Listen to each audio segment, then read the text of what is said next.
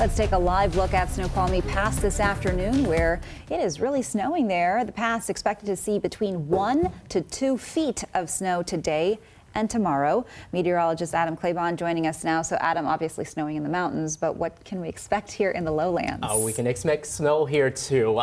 There's going to be a variable that's probably could throw a wrench into some accumulations and where we could see it.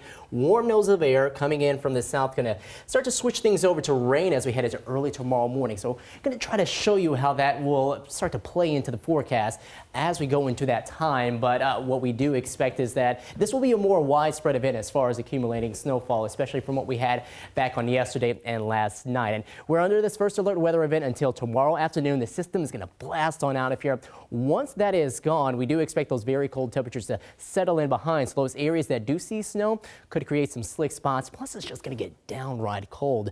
We can have some hazardous driving impacts that go along with that. And we still have more winter weather to come later into the week. So we'll get into that here in a second. First, Westport, you can see the skies are cloudy. And here across the south coast, probably going to keep things in the majority form or mostly in the form of rain there. While up here across areas such as Snohomish County, we do expect to see a little more of that snow start to come down. And eventually, yes, it looks like that will be generally in the form of snow up across Snohomish County. But again, that warm nose of air could play a role up that way too.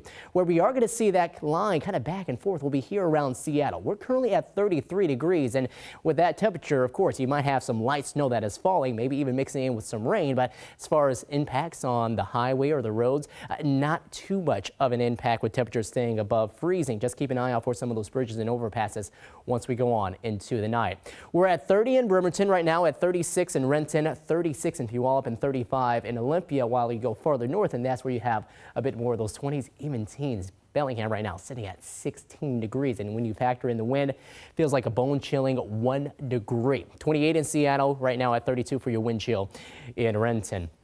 So our system is arriving now. We're starting to see that moisture here impacting some parts of western Washington. And namely, it looks like the north coast here through parts of the Olympic Peninsula, right through the Strait of Juan de Fuca, which is now beginning to fill in here across some parts of the San Juan Islands and up across Whatcom County. Generally, some pretty light snow and flurries up that way. The same can be said here across parts of Puget Sound, which the moisture, the deepest moisture, not quite here yet.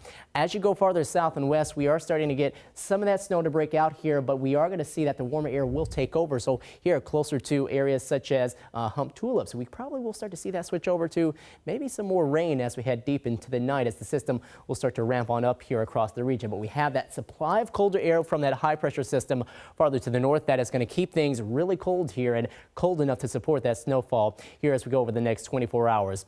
Winter storm warning in effect at 7 p.m. tonight, will last until 7 p.m. tomorrow. We have areas here shaded in the pink color that are going to be under this. Now the lowland areas, we're talking about 2, perhaps up to 8 inches of snow where we get some of those sweet spots. Mountains, 1 to 2 feet of snow. But it's farther south here where we expect that warmer nudge of air to really take over that we are going to limit some of the amounts. We're talking 2 to 4 inches here across parts of Mason County, around Thurston County, South Sound, and heading up around parts of Pierce County as well. So putting that into motion, you can see not really seeing this fill in a lot until we get into 9, maybe 10 p.m. tonight. So you still got a few hours here around Puget Sound before that happens. Then I wanted to show you this. As models are coming in recently, they've been showing a little more of this warmer nudge of air coming northward. So that is switching things over to rain here across some parts of King County, maybe even extending north into Snohomish County, while probably the areas here across Skagit and Whatcom County will see the worst of their snow. Then this blast on out of here as we go into the afternoon hours, and we're starting to quiet down beyond that point. Here's your 7-day forecast. 29 for your Wednesday. We'll see temperatures